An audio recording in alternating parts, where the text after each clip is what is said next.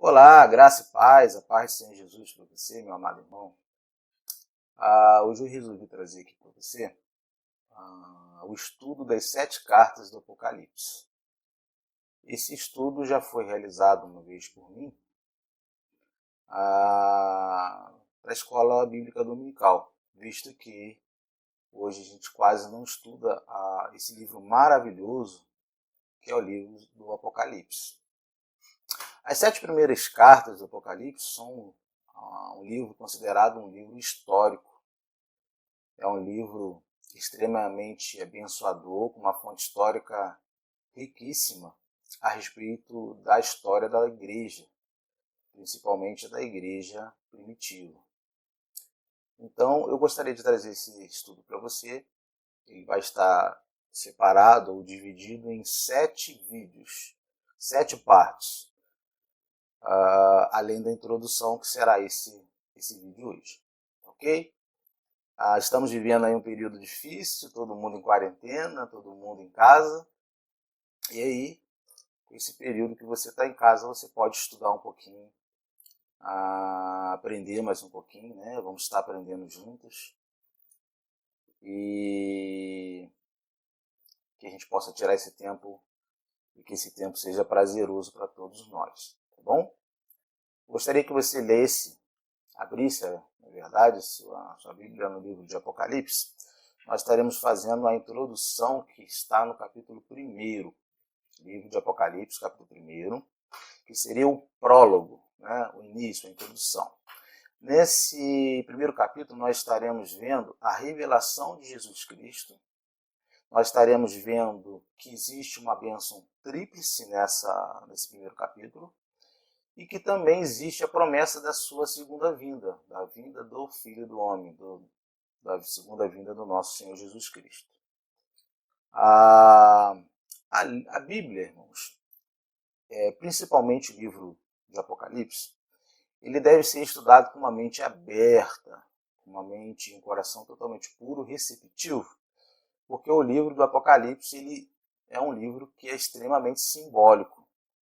Porém, todos os símbolos que nós podemos ver no Apocalipse, ele tem a sua explicação na própria palavra de Deus, e principalmente no Velho Testamento. São algumas simbologias que fazem o livro de Apocalipse ser um livro temido, um livro a qual muitos têm medo de ler, por ser um livro que fala do final dos tempos, do final do mundo, né, com a vinda do Senhor Jesus. Então é um livro que é um pouco, para algumas pessoas, um livro meio que um pouco difícil de compreensão, um livro que traz um pouco de medo para as pessoas, mas é um livro extremamente abençoador e possui promessas maravilhosas para o povo de Deus. Para a gente entender a simbologia do livro de Apocalipse, nós temos que passar por uma forma, existem algumas formas de interpretação bíblica. Existem interpretações para algumas correntes doutrinárias que interpretam o livro de Apocalipse através da leitura apenas da letra, né? Ou vamos dizer, apenas da literatura, ao pé da letra. Ler de forma literária. Outras correntes teológicas ensinam que o livro de Apocalipse deve ser entendido ou compreendido de forma gramatical histórica, né? Ou seja, o livro de Apocalipse não é apenas um livro de revelações, um livro profético, é um livro de história. Alguns acontecimentos, como as 7 igrejas a qual nós estaremos dando início a esse vídeo, ele fala da história da igreja. Não quer dizer isso que o livro, essas primeiras, até o capítulo 3, né, que fala das 7 cartas da igreja da Ásia, hoje a grande maioria ela está localizada na Turquia, né, ali na Ásia, né, na Ásia ali, e nós devemos ter a ideia que o livro em si é um livro aberto. O Apocalipse é um livro aberto. Existem acontecimentos a qual já aconteceram, ou seja, já aconteceu, né, já se cumpriu. Existem alguns algumas profecias que ainda hão de vir, né? Algumas profecias que ainda não se cumpriram. Vamos nos deter nesse estudo apenas nas 7 cartas, que também não deixa de ser profética e que não deixa de ser também um livro com ensinamentos para a igreja moderna. É um livro que ensina e tem muito a nos ensinar para a igreja moderna. Nós podemos ver uma pequena tabela, depois eu vou colocar para vocês aí, uma tabela que eu fiz de conversão dos símbolos que são usados no Apocalipse, para que você possa entender um pouquinho de como é feita essa interpretação do livro profético. Por exemplo, quando o livro de Apocalipse fala de animal ou reino, ou rei ou reino, nós podemos ver que o animal na Bíblia ele está simbolizando um rei ou um reino, onde nós podemos ver isso em Daniel capítulo 7, 17 e 23. Quando o livro de Apocalipse fala da mulher, quando ela fala da mulher, ela está se referindo à igreja. Nós podemos ver essa fonte em Efésios 5, 23. Quando o Apocalipse se refere à água, ele está falando de povos. Quando fala de um dia, nem sempre é literal um dia. Um dia pode ser um ano. Quando ela fala de ventos, ela está se referindo a guerras, conforme você pode conferir em Jeremias 51, do 1 ao 5. Quando ela também está se referindo de chifres, ela está se referindo, na verdade, de poder, rei ou reino também. Apocalipse 17, 12. Quando ela fala de tempos, ela está querendo falar a respeito de anos, Daniel 11, 13. Quando ela está referindo-se a dragão, ela está falando do próprio diabo, Satanás, Apocalipse 12, 9. Quando ela se refere de cordeiro, todos nós sabemos que é o próprio Jesus Cristo. Quando ela fala de cauda, ela está se referindo a falso profeta, ou seja, você pode conferir em Isaías 9,15. Estrelas, ela está referindo-se a mensageiros. E o próprio livro Apocalipse significa revelação. Apocalipse, capítulo 1, versículo 1.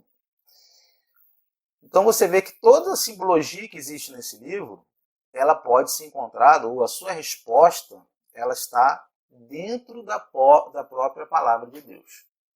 Existem algumas linhas hoje modernas, da teoria da conspiração, que eles tentam pegar essas figuras e trazerem essas figuras históricas, né?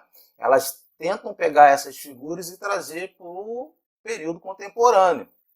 É como o gafanhoto, né? Algumas pessoas dizem que o gafanhoto são os helicópteros, né? os aviões, né? Porque João ali, quando teve a revelação, ele não sabia identificar. Bom, não é nada disso. As escrituras interpretam a própria escritura. Quando você vê profecia no Velho Testamento, geralmente ela está apontando uma profecia que já foi falada lá no Velho Testamento. Então, concentrando e tentando interpretar o livro do Apocalipse, você tem que entender que é simbologia, ela está nas próprias escrituras. A Bíblia interpreta a própria Bíblia. Sobre esse livro, quem foi que escreveu o livro do Apocalipse? O livro do Apocalipse foi escrito pelo apóstolo João. Ele foi escrito aproximadamente no ano 90, do ano 90 ao ano 95 depois de Cristo. O propósito do livro do Apocalipse foi mostrar aos seus servos o que breve iria acontecer. E o versículo-chave de todo o livro do Apocalipse está no versículo 1, Apocalipse 1, 19, que está escrito: escreva, pois, as coisas que você viu, tanto as presentes, falando do tempo do apóstolo João, ou seja, a igreja, ali já se cumpriam algumas profecias no tempo de João, como as que estão por vir, apontando para um futuro profético, um período da igreja, um período que a humanidade passaria. Apocalipse, capítulo 1, do versículo 1 a 3. Vamos fazer a leitura. Revelação de Jesus Cristo, a qual Deus lhe deu para mostrar aos seus servos as coisas que brevemente devem acontecer. e pelo seu anjo as enviou e as notificou a João, seu servo, a qual testificou da palavra de Deus e do testemunho de Jesus Cristo e de tudo o que tem visto. Bem-aventurado aquele que lê e os que ouvem as palavras dessa profecia e guardam as coisas que nela estão escritas, porque o tempo está próximo. Revelação de quem, amados? Nós vemos que existe uma sequência nessa revelação. Primeiro, Deus deu a Jesus Cristo uma revelação. O Pai deu uma revelação ao Filho, e o Senhor então entregou a mensagem ao anjo, e este notificou ao servo João. A ordem dos acontecimentos fica assim. Primeiro, Deus revelou a Jesus, depois Jesus aos anjos, o anjo ao apóstolo João, e o apóstolo João deu à igreja. Por isso o livro foi escrito e está em nossas mãos. Para quem foi escrito esse livro? Aos seus servos. O livro foi escrito para os seus servos. O que é um servo? É alguém que serve a um senhor. Gostaria de enfatizar também a importância dessa passagem. O próprio Deus deu a revelação ao seu Filho Jesus para que através do anjo chegasse a João, o qual foi escolhido para transmitir a mensagem e para também uma categoria especial de pessoas. São eles os servos de Deus. Portanto, não importa se você é rico, pobre, se você é ignorante no assunto, se você é culto, se você é inteligente, você não terá dificuldade alguma para poder fazer a leitura desse livro, porque ele realmente é um livro que foi dado a todos os povos, seguindo a orientação da interpretação correta do texto. Revelação sobre o quê? O que Deus quis revelar ao seu povo através desse livro maravilhoso. João foi escolhido por Deus para mostrar a seus servos as coisas que brevemente devem acontecer. O próprio nome já indica qual é o conteúdo do livro de Apocalipse. Ele expõe assuntos que estavam ocultos e revela eventos que aconteceriam muito tempo depois de terem sido escritos. Muitas profecias do livro de Apocalipse ainda se cumprirão.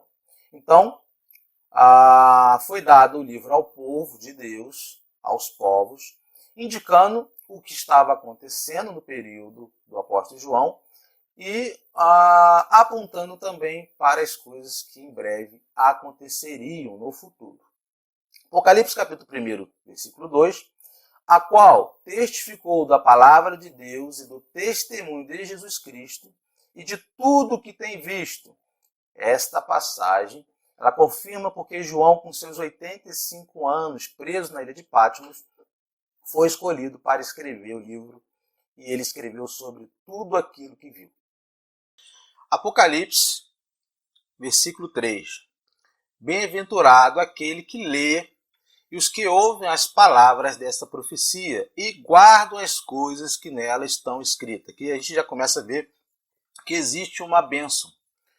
A bênção tríplice, né? Porque o tempo está próximo. Creio que essa seja uma das poucas, se não a única passagem bíblica que é oferecida uma bênção tríplice, né? Os versos também mostram que existem 3 estágios espirituais para todo servo que queira conhecer as revelações do Apocalipse. Qual é o primeiro nível, ou a primeira promessa? Aqueles que leem. Então existe uma promessa para todo aquele que lê o livro do Apocalipse. São os servos que leem a palavra, conhecem, dedicam tempo para seu estudo. O segundo nível, ou a segunda promessa, é para aqueles que ouvem. São os servos que se permitem ficar em silêncio para ouvir a voz de Deus falar em vossos corações.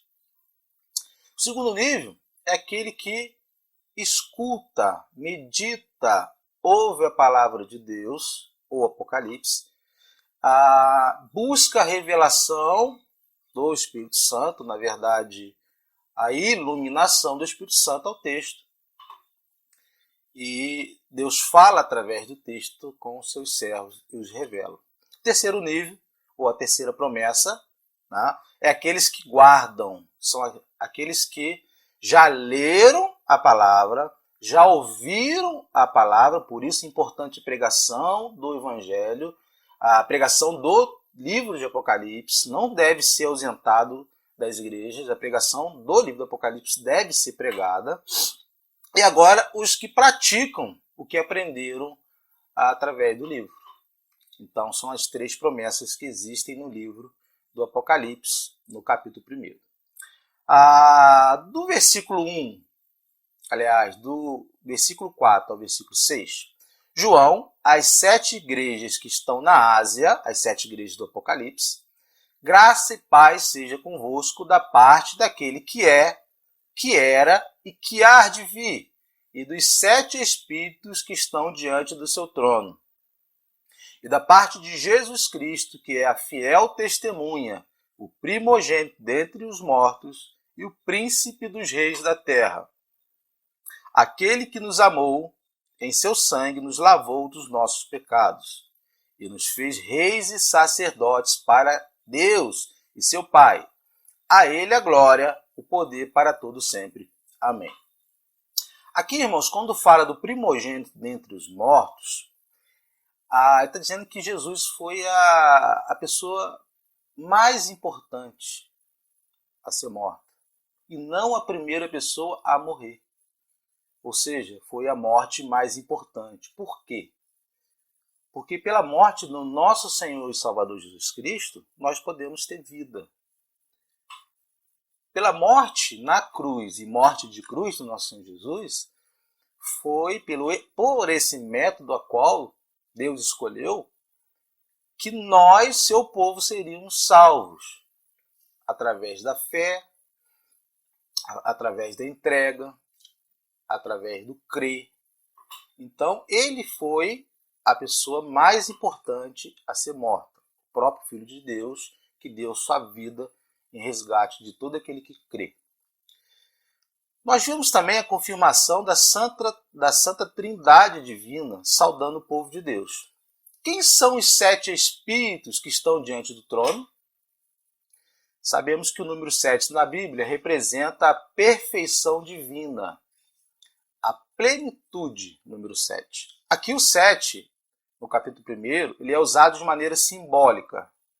Nós temos que entender, como no início do vídeo, que a própria Bíblia, ela interpreta a Bíblia. E que toda a simbologia do livro, ela é encontrada dentro da própria palavra. Geralmente, o que você vê no Novo Testamento, ela tem a confirmação, ou ela é a confirmação daquilo que já foi falado no Velho Testamento. Número 7 é o número simbólico, que representa a perfeição de Deus. E Espíritos aqui é o próprio Espírito Santo de Deus. Outras interpretações sobre os 7 Espíritos de Deus. Algumas outras linhas de interpretações. Há pelo menos 3 possíveis interpretações para esse número 7 dentro da palavra de Deus. A primeira é que os 7 Espíritos de Deus são simbólicos, ou seja, símbolos do próprio Espírito Santo. A Bíblia, e especialmente o livro de Apocalipse, usa o número 7 para se referir à perfeição e conclusão. Se esse for o significado de 7 em 7 espíritos, então não está se referindo a 7 espíritos diferentes, mas sim ao mesmo Espírito Santo, perfeito e completo. O segundo ponto de vista é que 7 Espíritos de Deus refere-se a 7 seres angelicais, possivelmente aos serafins e os querubins. Isso se encaixa com inúmeros e outros seres angélicos que estão descritos no livro de Apocalipse, lá no capítulo 4, do versículo 6 ao versículo 9. Vemos também no capítulo 5, do versículo 6 ao 14, e do capítulo 19, do versículo 4 ao 5. Uma terceira possibilidade também é baseada, como eu falei anteriormente, no livro de Isaías, lá no Velho Testamento, no capítulo 11, versículo 2, que diz assim: repousará sobre ele o Espírito do Senhor, o Espírito de sabedoria, de entendimento, o espírito de conselho e fortaleza, o espírito de conhecimento, de temor do Senhor. Isso poderia explicar os 7 espíritos de Deus.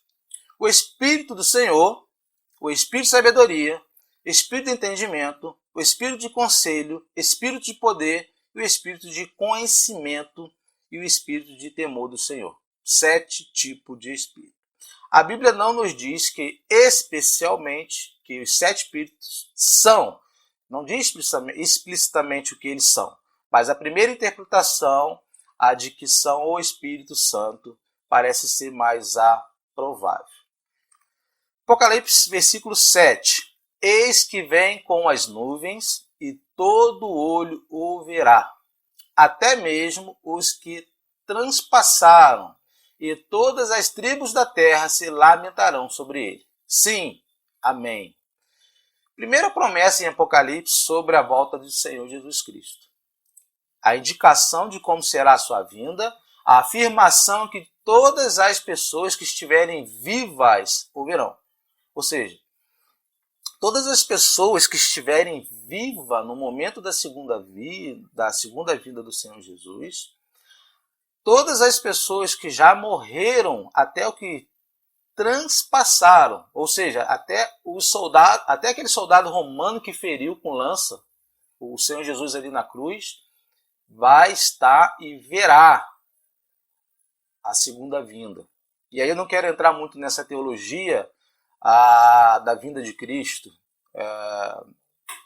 nesse primeiro estudo, mas a palavra de Deus diz que os mortos ressuscitarão, né? Primeiro, os que estiverem vivos serão glorificados em corpos, né? Com o Senhor Jesus nos ares.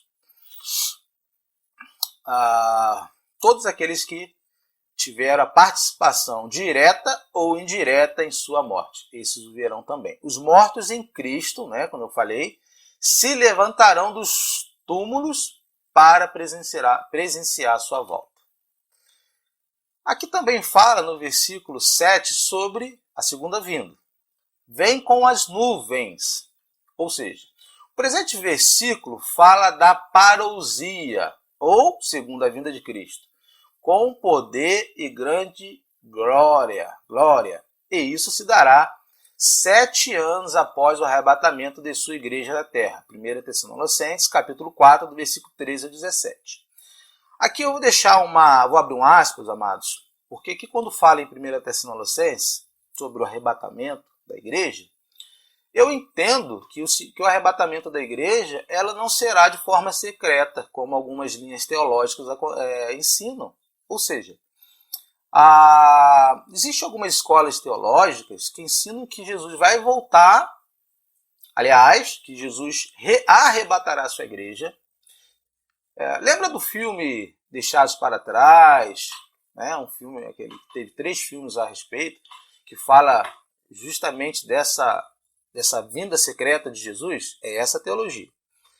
Eu não acredito que exista o arrebatamento secreto da igreja. Jesus volta. A maioria das igrejas pentecostais, né, acreditam nessa linha, as neopentecostais. Jesus volta, aliás, Jesus vem, tira a sua igreja, todo mundo some, fica a sua roupa, algumas pessoas ficam por uma segunda oportunidade. Não. Quando eu vejo aqui em 1 Tessalonicenses, eu pego lá Mateus 24, eu pego Marcos capítulo 13, algumas outras passagens bíblicas que falam que vem como um ladrão, como vem nas nuvens, todos os olhos virão. Quando eu faço uma exegese desse texto e pego todos os textos e encaixo ele, eu consigo interpretar o arrebatamento como a segunda vinda, um evento apenas um evento único. Então, ou seja, não, na minha posição teológica, no que eu entendo de arrebatamento da igreja, será a segunda vinda. Assim como eu não acredito que o arrebatamento secreto tirará a igreja da terra e os que ficarem, né, por uma segunda chance passarão pela grande tribulação, sob o domínio do anticristo. Né? Não há uma lógica para mim por conta da igreja primitiva, dos mártires. Não há uma lógica o porquê Deus tiraria seu povo e o povo não passaria pela grande tribulação. Então, no meu conceito de segunda vinda, a igreja estará presente na terra. E ela passará por um período de sofrimento, de perseguição, de morte. Existe um texto que diz que o dragão, a besta, vai guerrear contra a igreja, vai vencer contra muitos, né? Então isso está muito explícito para mim que a igreja estará na terra. Né? Não quero entrar num embate sobre esse estudo, fica para uma outra hora, senão a gente vai sair um pouquinho dessa introdução do livro de Apocalipse. Mas, para mim aqui, não existirá um arrebatamento secreto. Então, Jesus volta, vem com as nuvens, não será de forma terrestre, ou seja, ele não pisará aqui na terra. A Bíblia fala também que se ouviste falar que ele está aqui ou lá, que para não acreditar, porque Jesus virá nas nuvens, ok?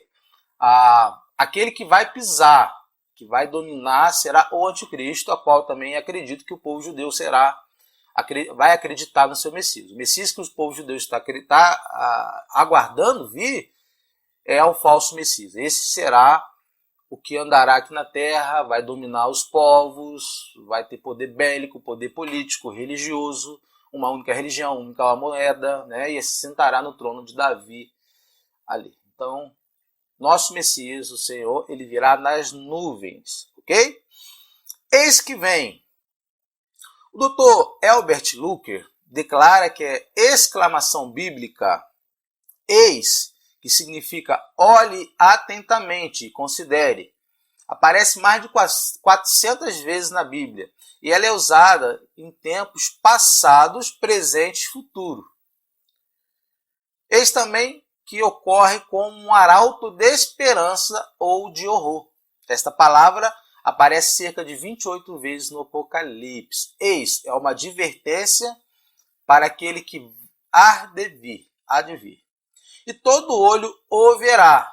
Todo olho o verá. O leitor deve observar também a frase inserida no contexto.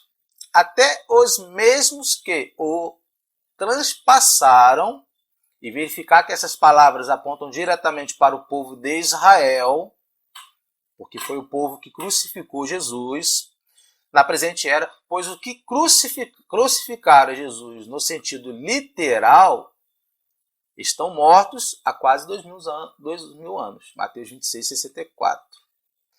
Predições contemporâneas feitas pelos apóstolos e pelo próprio Cristo, Mateus 24, 30, indica que o retorno de Cristo à Terra com poder e grande glória será visto fisicamente quando forças confederadas do anticristo tiverem conquistado a Terra Santa, ameaçando aniquilar o povo judeu. A passagem de Zacarias 12:10 é a base da predição de que todos verão a quem transpassaram e olharão para mim a quem transpassaram e o prantearão como quem planteia por um unigênito e chorarão amargamente por ele como se chora pelo unigênito. Apocalipse versículo 8. Eu sou o alfa e o ômega, o princípio e o fim, diz o Senhor, que é, que era e que há de vir, o Todo-Poderoso. Alfa, amados irmãos, para quem estuda hebraico, tem noção de hebraico, de grego, vai ver que é a primeira letra do alfabeto grego. Alfa, ômega é a última do alfabeto grego. Isso quer dizer que Deus é o primeiro e o último. Quer dizer que Jesus era o verbo inicial, já estava com Deus, é o verbo, é a palavra, estava com Deus antes da criação do mundo, ele já existia, e que ele será o mesmo hoje e será o mesmo amanhã, apontando para aquele que veio e apontando para aquele que há de vir, o início e o fim. Isso quer dizer que Deus se intitulou como sendo o início e o fim de todas as coisas.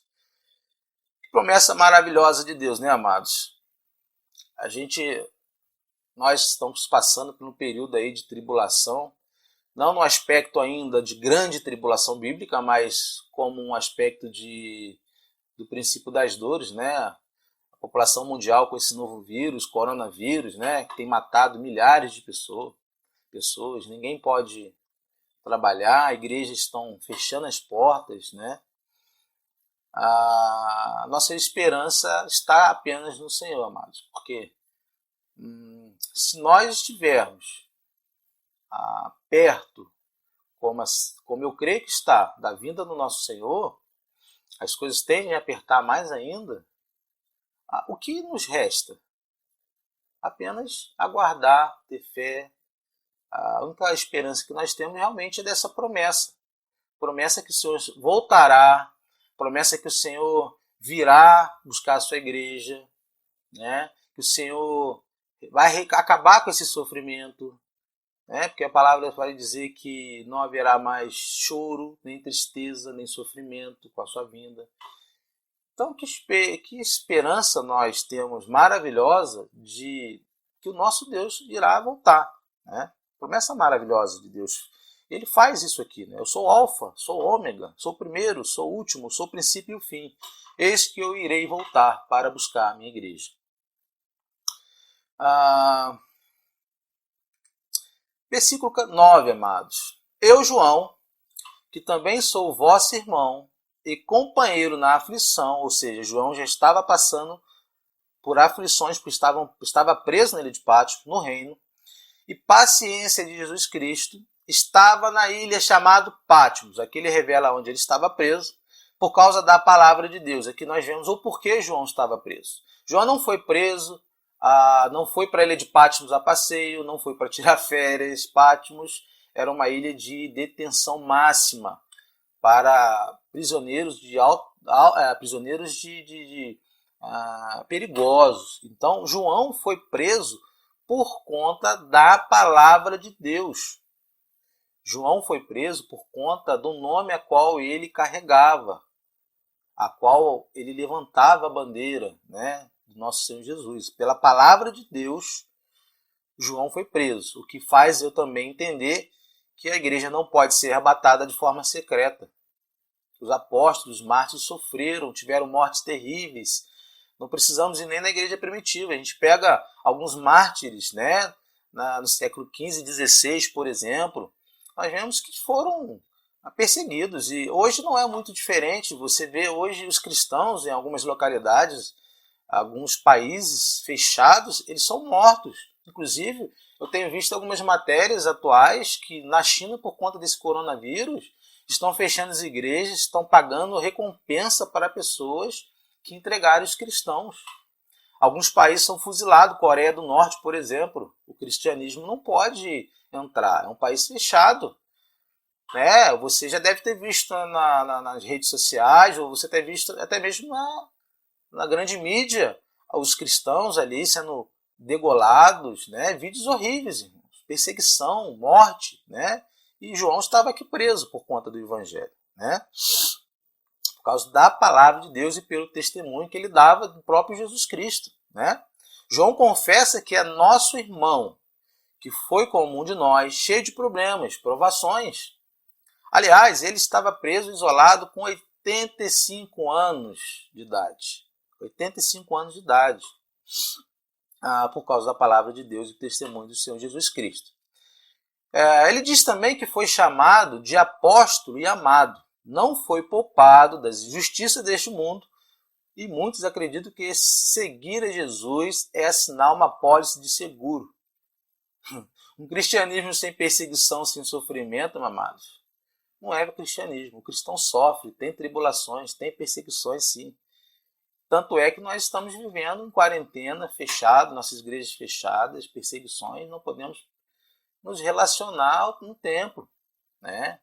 Não deixa de ser também uma tribulação, uma privação da nossa fé, não deixa de ser também uma perseguição religiosa, mesmo que nós não vemos, não possamos dizer que o Estado diretamente está perseguindo, não, mas é algo espiritual através desse vírus, essa peste, né, que está sobre a humanidade. Então, causa uma perseguição ou causa um enfraquecimento de uma certa forma para muitas pessoas, embora não deveria acontecer, porque igreja somos nós, né? Mas o testemunho de Jesus Cristo faz isso, né? E nós já vivemos esse período. Não é um apólice seguro que você vai viver uma vida 100% de bênçãos apenas. Não é. A gente passaria por essas provações. Nós estamos passando por essas provações, por essas injustiças, né? Porém, ele seguiu em frente, olhando para o alto, pois sabia que havia de cumprir o propósito que fora lhe criado. Um pouco sobre a ilha de Patmos. A ilha de Patmos, amados, é conhecida por ser um local para onde o apóstolo foi exilado, né? Nós já sabemos disso, conforme consta na introdução do livro. Patmos foi usado como lugar de banimento durante os tempos romanos. As pessoas eram banidas para aquele lugar. Segundo uma tradição preservada por Irineu, né? Por Irineu, Eusébio, Jerônimo e outros, o exílio de João aconteceu por volta do ano 95, depois de Cristo, no ano 14º do reinado de Domiciliano, o imperador romano. A tradição também local aponta que a caverna onde João teria recebido essa profecia, a revelação do livro, o apóstolo teria recebido essa revelação diretamente da ilha de Patmos. O próprio texto vai dizer sobre isso, né? Patmos é uma pequena ilha da Grécia, a 55 quilômetros da costa da Turquia, no mar Egeu. É uma das ilhas do Dodecaneso, e possui uma área total de 34,6 quilômetros quadrados. Existe ainda um local também que é tradicionalmente conhecido como a caverna que João teve a revelação do Apocalipse. Hoje ela é um hotel. Hoje, nos dias atuais, essa caverna onde dizem que João ficava, os religiosos transformaram num hotel, né, para as pessoas vão lá conhecer um local de estudo, um local até de idolatria. As pessoas vão lá por conta de achar que o local é um local sagrado, né, que existe alguma coisa ali, poder naquele local, né? Como João foi parar nessa prisão? De acordo com a testemunhança de Tertuliano, João sobreviveu a um atentado martírio, imersão na banheira de óleo fervente. Isso de acordo com a testemunha chamada Tertuliano, né?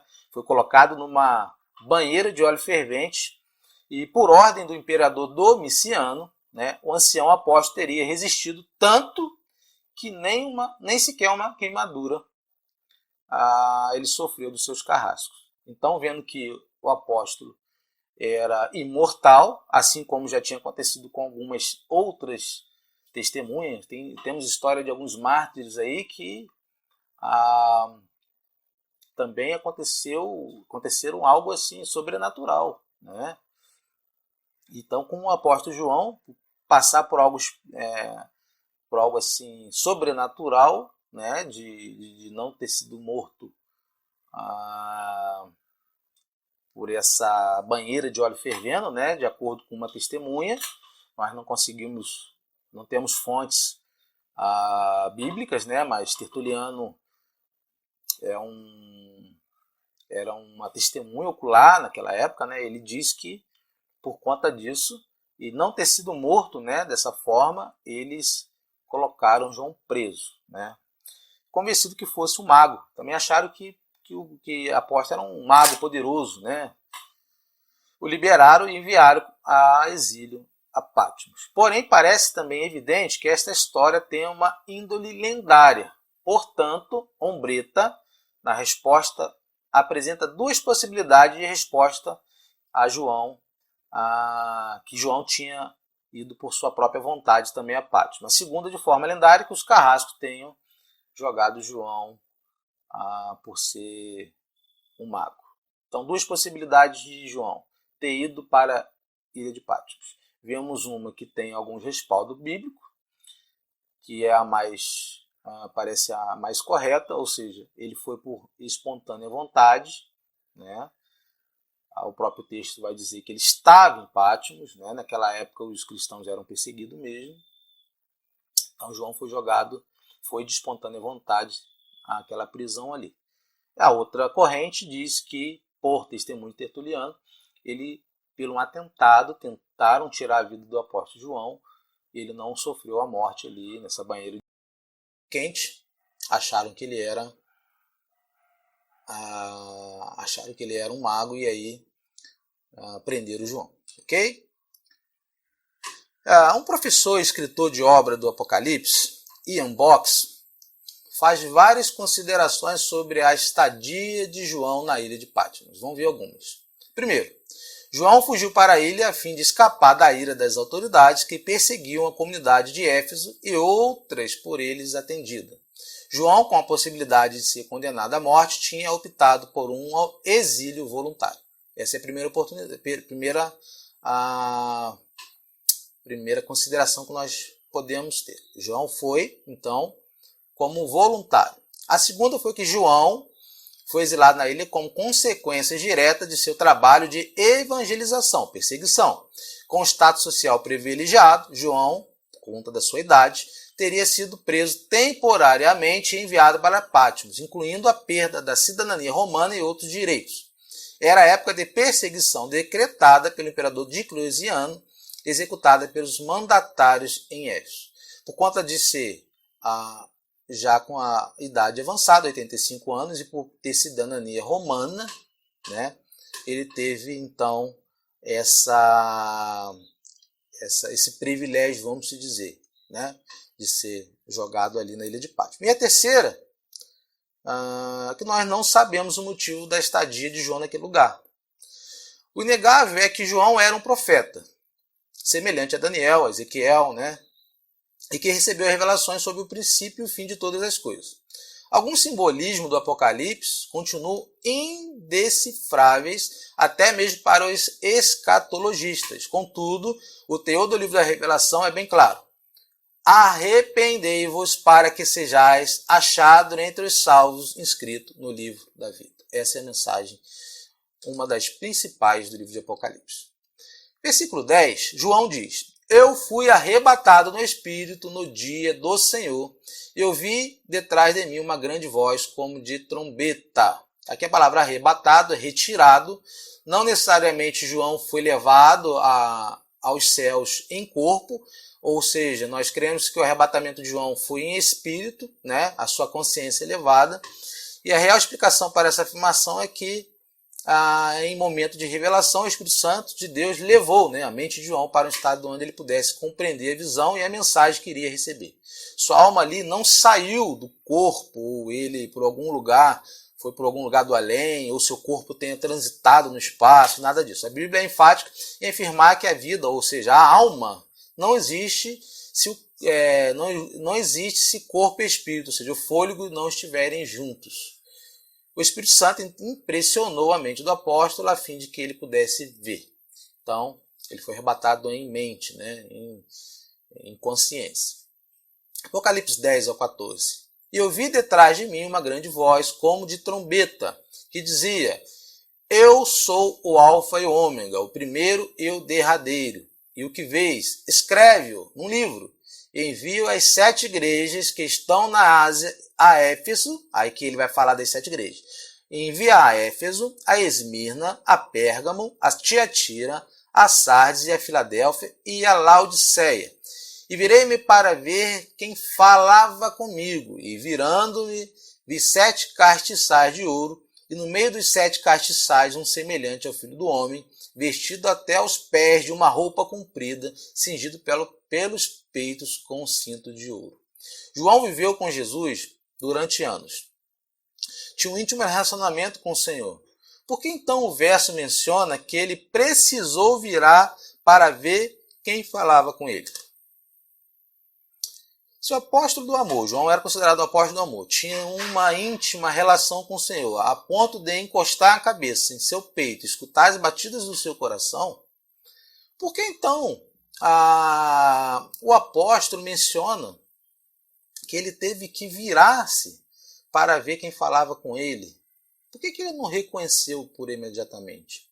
Jesus estava na terra como homem, assim como João. O apóstolo não o reconheceu de imediato porque a voz de Jesus havia mudado. As características aqui de Jesus já não é mais de uma pessoa como ele andava com seus apóstolos. A característica do Senhor Jesus aqui, ele já era uma aparência glorificada, modificada, ressurreto, né? Uma aparência como do próprio Deus mesmo, como uma voz cheia de poder. Então, por isso, o apóstolo João não reconheceu ele por imediato. Que igrejas são essas, então? A Éfeso, Esmirna, Tiatira. Quais são? Que 7 igrejas são essas, a qual o próprio Senhor manda que o João escreva e envie cartas? Éfeso, Esmirna, Pérgamo, Tiatira, Sardes, Filadélfia, Laodiceia representam os períodos e fases pelas quais a igreja de Deus passou na terra, desde a crucificação de Jesus e a morte dos apóstolos. Então, aquelas igrejas ali eram igrejas históricas, elas existiram, não eram fictícias, existiam essas igrejas. O apóstolo escreveu essas cartas e enviou para essas igrejas. Essas igrejas, no sentido profético para nós hoje, elas têm o seu sentido. Cada igreja, nós veremos aí para frente, vamos estudar cada igreja, nós veremos que a cada igreja a qual foi escrita uma carta, existe uma recomendação para as igrejas atuais, e elas são de muito valor para nós.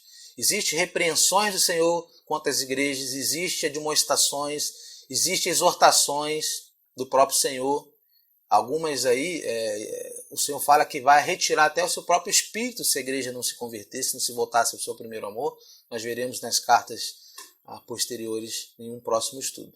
Então essas cartas eram históricas, ou seja, elas estavam naquele período ali da igreja, né, a qual, por ano 85, mais ou menos, a qual o apóstolo João escreveu e enviou essas cartas, e elas têm um teor profético para nós, né, para a igreja moderna. Segue as 7 igrejas e o significado dessas igrejas. O que significa as 7 igrejas do Apocalipse? Aliás, o que significavam, né? Ou significam as 7 igrejas do Apocalipse? As 7 igrejas descritas em Apocalipse 2, você vai ver lá no capítulo 2, no capítulo 3, são 7 igrejas literais, como eu falei, no momento em que João, o apóstolo, estava escrevendo o Apocalipse. Embora fossem igrejas literais naquele tempo, há também um significado espiritual para a igreja e os crentes de hoje. O primeiro objetivo da carta era de se comunicar com a igreja literal, né, e satisfazer suas necessidades naquele momento. O segundo propósito era de revelar 7 tipos diferentes de indivíduos, igrejas, ao longo da história e instruí-los na verdade de Deus. São os 7 períodos da igreja profética. Quais são os 7 períodos da igreja profética? Vou trazer uma linha a qual eu acredito. Igreja de Éfeso significa igreja desejável. Como Jesus se apresenta à igreja de Éfeso? Ele se apresenta que é aquele que tem à sua mão as 7 estrelas. O período dessa igreja vai do ano 31 ao ano 100. A exortação que o próprio Cristo faz a essa igreja é: arrepende-te e pratica as suas primeiras obras. E a promessa do Senhor a essa igreja é: dar-te-ei a comer da árvore da vida. A próxima igreja que nós vemos é a igreja de Esmirna. O significado dessa igreja é mirra. Foi uma igreja que foi muito apertada, né? Uma igreja que, ou seja, que teve que passar por tribulações imensas para exalar o nome de Cristo. Jesus apresenta essa igreja como o primeiro e o último que foi morto e reviveu. Essa igreja tem um período, consideramos o período dela do ano 100 ao ano 323. A exortação que o Senhor faz a essa igreja é: ser fiel até a morte e dar-te-ei a coroa da vida. Promessa ao vencedor: não receberá o dano da segunda morte. É a promessa que o Senhor faz a essa igreja. A próxima igreja, a terceira, é a igreja de Pérgamo, que significa exaltação.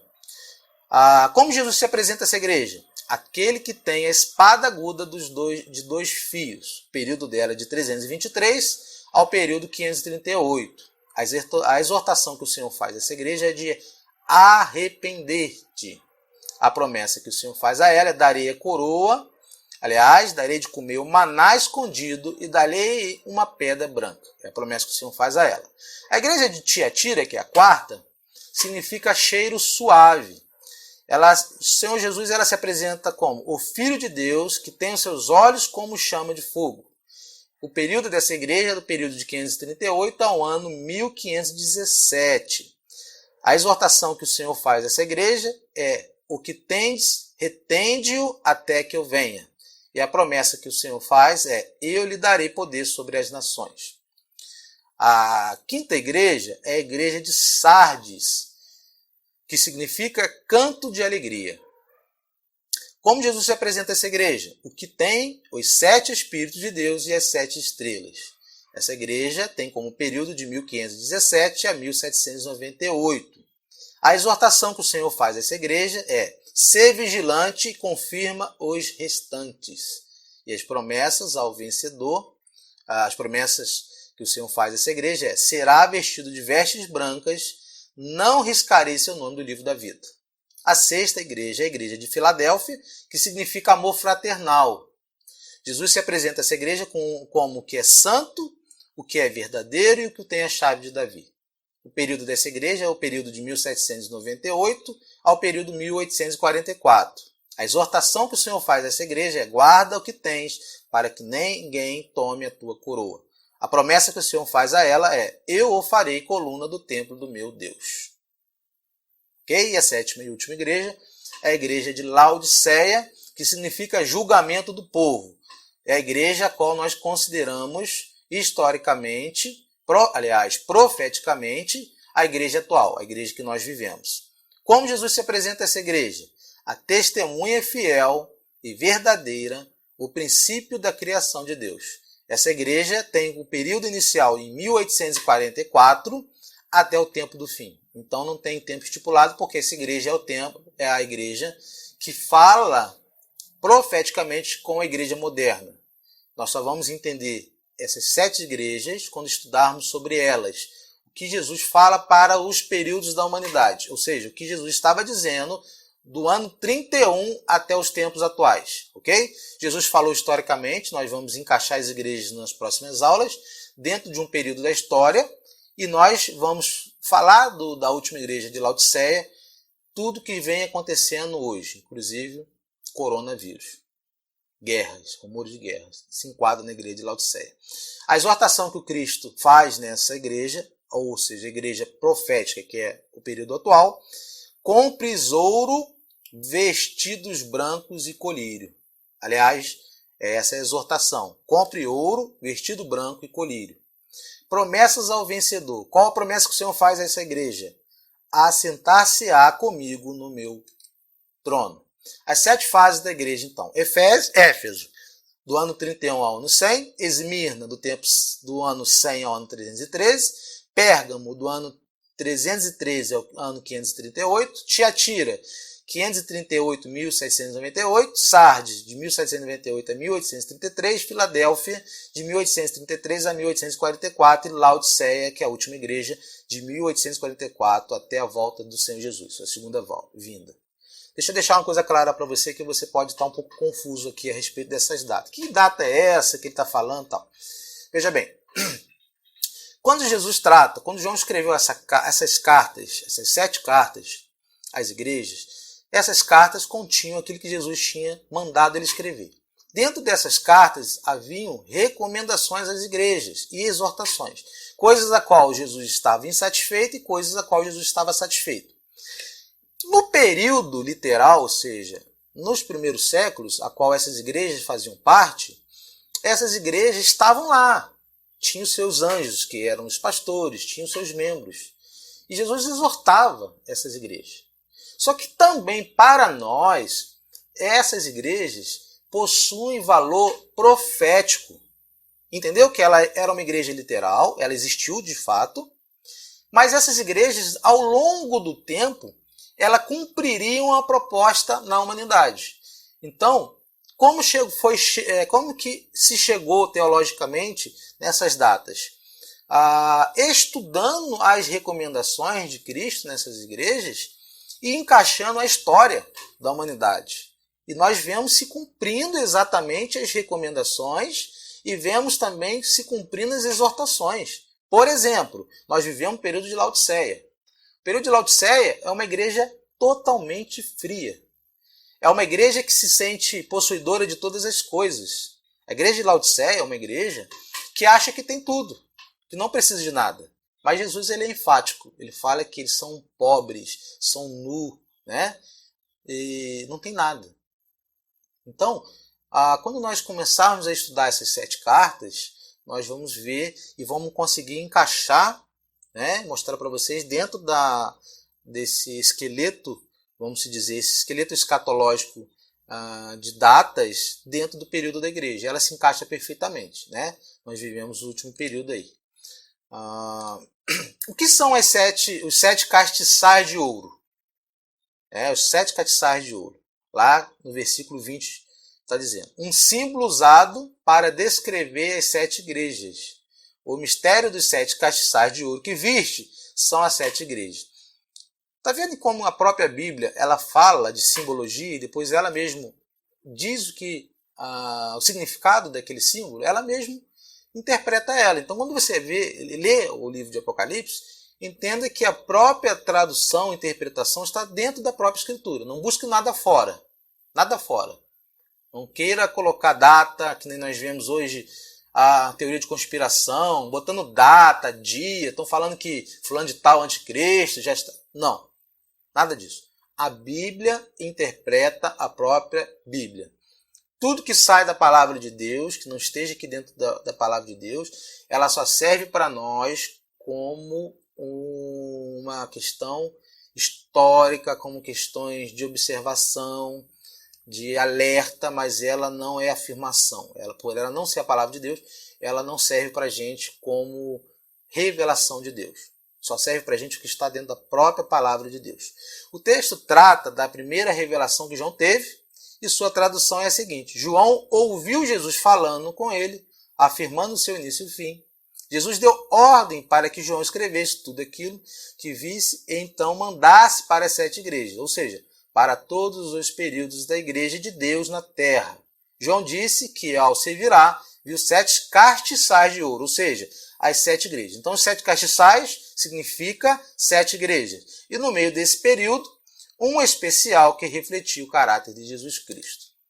Apocalipse, versículo 13 ao 15. No meio dos 7 castiçais, ou seja, das 7 igrejas, um semelhante ao Filho do Homem, o próprio Cristo, vestido até aos pés de uma roupa comprida, e cingido pelos peitos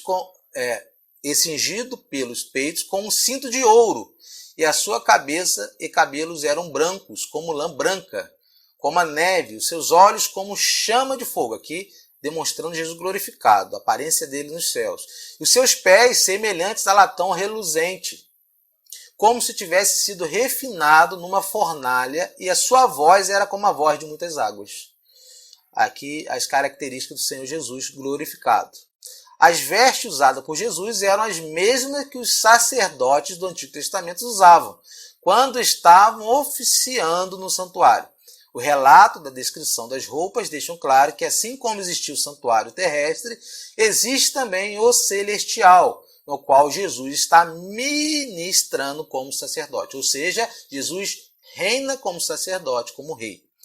Voz de muitas águas, voz como de grande multidão. Essa era a voz de Jesus. Versículo 16, ele tinha sua destra 7 estrelas, e de sua boca saiu uma aguda espada de 2 fios, e o seu rosto era como o sol, quando da sua força resplandece. Aqui eu entendo porque também João não conseguiu olhar para o próprio Cristo, né? Porque você consegue olhar para o sol? Imagina ele de perto, né? Ninguém conseguiria usar. Era tanta Jesus glorificado, o resplendor o seu resplendor, né? É impossível alguém conseguir olhar para ele. 7 estrelas. O mistério das 7 estrelas, ele começa a falar aqui, que viste da minha destra são os anjos das 7 igrejas. Opa, versículo 20 aqui. Ou seja, os anjos das 7 igrejas. Quem são esses anjos? São anjos, querubim, serafim? Não. Esses anjos são os pastores, os responsáveis, os bispos daquela igreja. Mensageiros, ou seja, da igreja. O recado aqui é para os dirigentes de igrejas quanto à responsabilidade de pregar a palavra de Deus. Jesus tem a sua mão direita, os mensageiros, sua palavra os sustenta com ela.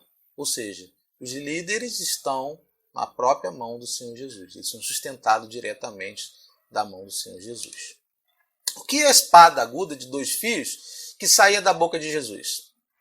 Porque a palavra de Deus é viva e eficaz e mais penetrante do que a espada alguma de 2 gumes.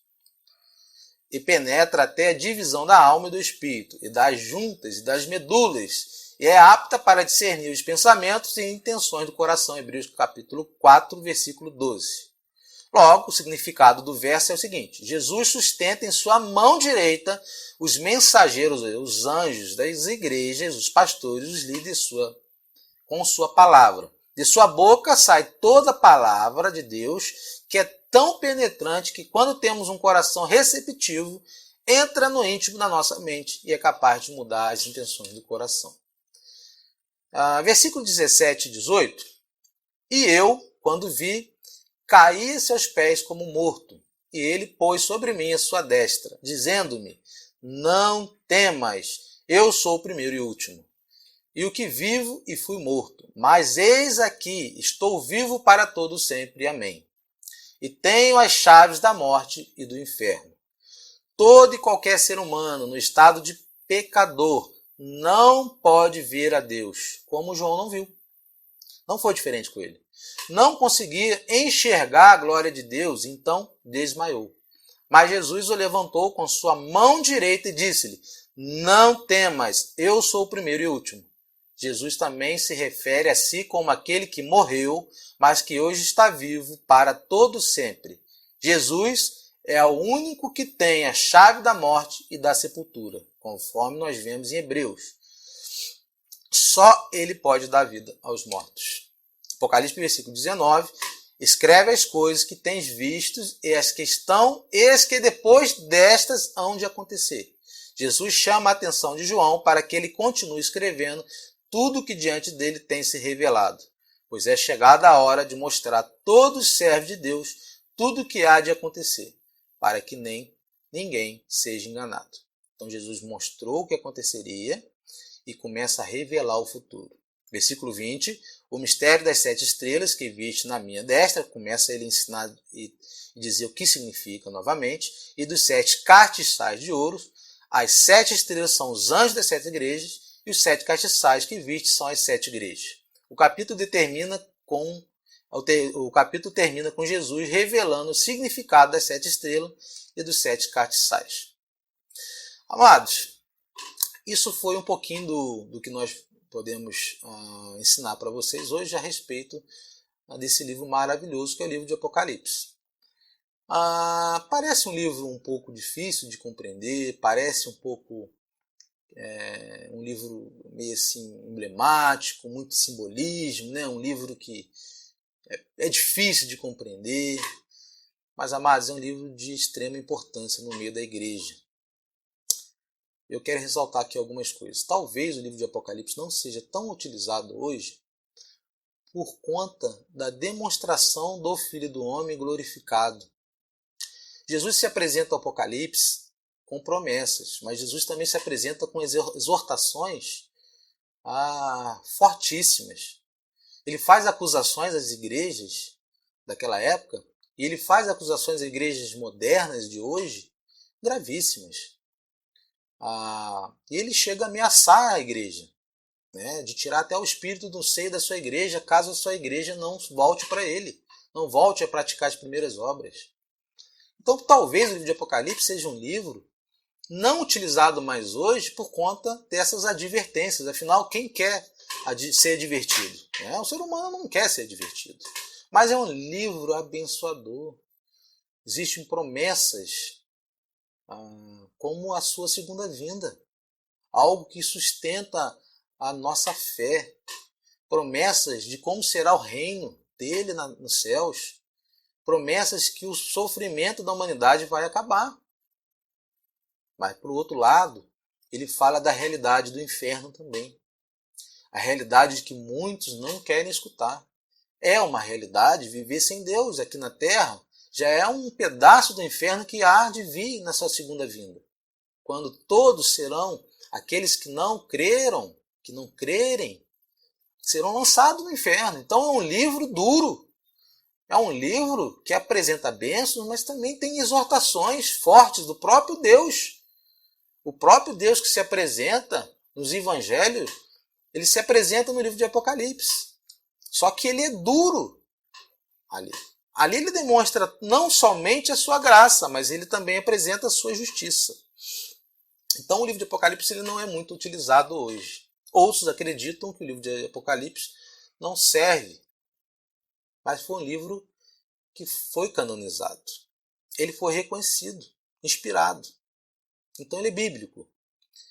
E toda a palavra de Deus ela é apta para exortar, para corrigir. Então o livro de Apocalipse ele é um livro atual que deve ser utilizado. Então eu vou apresentar para vocês ao longo dos dias, tentarei fazer para vocês e começarei falando para você. O próximo capítulo aqui será a carta de igreja de Éfeso. Vamos tentar abordar a igreja de Éfeso e falar sobre a igreja de Éfeso. Hoje você teve um início, a introdução, para você hoje conseguiu entender um pouco de simbologia, onde estão as mensagens simbólicas, o que significa, né? E no próximo capítulo nós começaremos a estudar a palavra de Deus, as instruções de Deus para